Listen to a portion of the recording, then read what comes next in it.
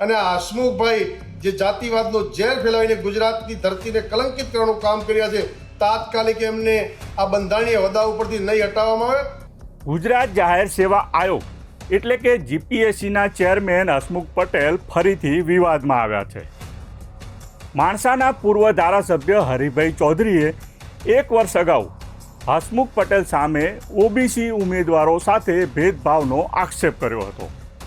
હવે બનાસકાંઠાના રબારી સમાજના અગ્રણી ઠાકરસિંહ રબારીએ પણ તેવા જ ગંભીર આક્ષેપ કર્યા છે. જીપીએસસીની લેખિત પરીક્ષામાં ટોચના ગુણ મેળવનાર ઓબીસી ઉમેદવારોને મૌખિક ઇન્ટરવ્યૂ સમયે 20 થી 25 ગુણ આપીને નાપાસ કરાવતા હોવાનો તેમજ ઈબીસી અને જનરલ કેટેગરીના ઉમેદવારોને ઓછા ગુણ આવ્યા હોવા છતાં મૌખિક ઇન્ટરવ્યૂ સમયે વધારે ગુણ આપીને પાસ કરાવતા હોવાનો ગંભીર આક્ષેપ કર્યો છે. ઠાકરસિંહ રબારીએ કરેલા ગંભીર આક્ષેપનો વિડીયો સોશિયલ મીડિયામાં વાયરલ થયો છે.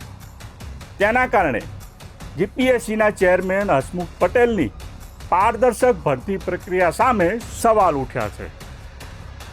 નમસ્કાર દર્શક મિત્રો, હું છું સુરેશ વણોલ અને આપ જોઈ રહ્યા છો બેનિફિટ ન્યૂઝ.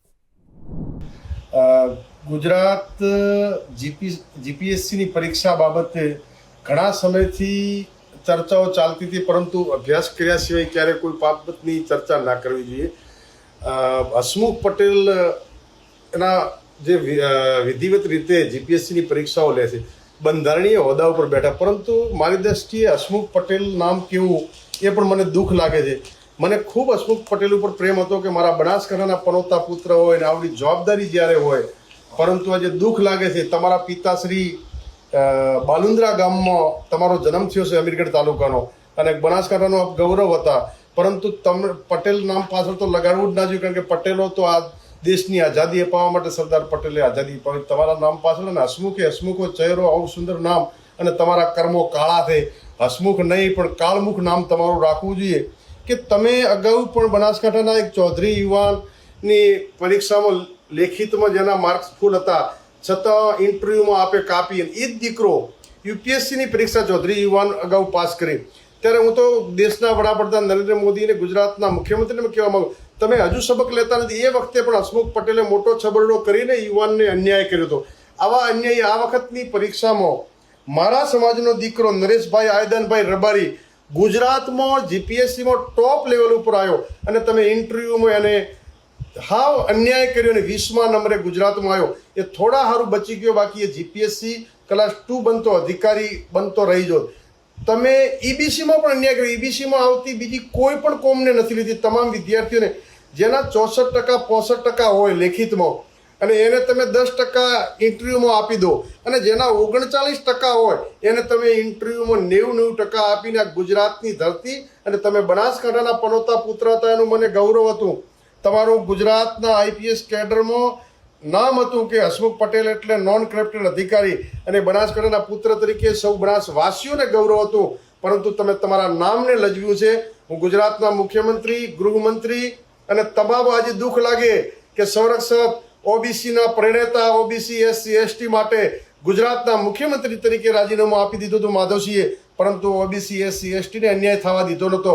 આજે જ્યારે ઓબીસી એસસી એસટી સમાજો હોય કે ઈબીસીના તમામ સમાજો, તમે જાતિવાદનું ઝેર ફેલાવીને આજે દીકરાઓ પોતાના ઉજ્જવળ ભવિષ્ય માટે જીપીએસસીની પરીક્ષા આપતા હોય, અને તમે એને તમારા પાપના ઘડાઓ, તમે અન્યાય કરો, તમે કરપ્શન નથી કરતા, તો તમે જેના 64-65% હોય એને તમે ઇન્ટરવ્યુમાં 10% 15% આપીને અન્યાય કરી રહ્યા છો, અને જેને 39% હોય 40% એને તમે ઇન્ટરવ્યુમાં 90% આપો. માત્ર ને માત્ર એક જ વ્યક્તિઓને આવું અન્યાયકારી વલણ તમે બંધારણીય હોદ્દા પર બેસીને કરી રહ્યા છો. ત્યારે ગુજરાત સરકારના માનનીય મુખ્યમંત્રી શ્રી, માનનીય ડેપ્યુટી મુખ્યમંત્રી શ્રી હર્ષભાઈ સંઘવીને વિનંતી કરું છું કે તમામ સમાજોને અન્યાય થઈ રહ્યો છે, અને આ હસમુખભાઈ જે જાતિવાદનો ઝેર ફેલાવીને ગુજરાતની ધરતીને કલંકિત કરવાનું કામ કર્યા છે, તાત્કાલિક એમને આ બંધારણીય હોદ્દા ઉપરથી નહીં હટાવવામાં આવે તો ગુજરાતના તમામ સમાજો સડકથી સંસદ સુધી જ્યાં લડવું પડે ત્યાં લડશે,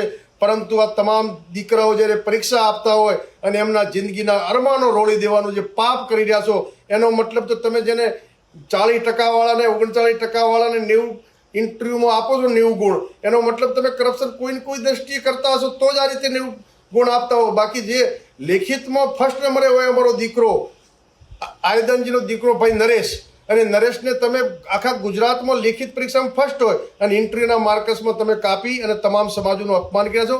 ગુજરાત સરકારને માનનીય મોદીજી તાત્કાલિક પગલાં લઈ અને આવા બંધારણીય હોદ્દા ઉપરથી હસમુખભાઈને હટાવે. એમનું નામ પણ હસમુખ નહીં કાળમુખ રાખવું જોઈએ. આવા અધિકારીએ જે ગુજરાતની ધરતી અને બનાસકાંઠાના પુત્ર થઈ અને તમે કલંકિત કર્યું છે, દુઃખદ બાબત છે. તાત્કાલિક બંધારણીય હોદ્દા ઉપરથી એમને હટાવવામાં નહીં આવે તો ગુજરાતની જનતા જ્યાં લડવું પડે ત્યાં લડીશું.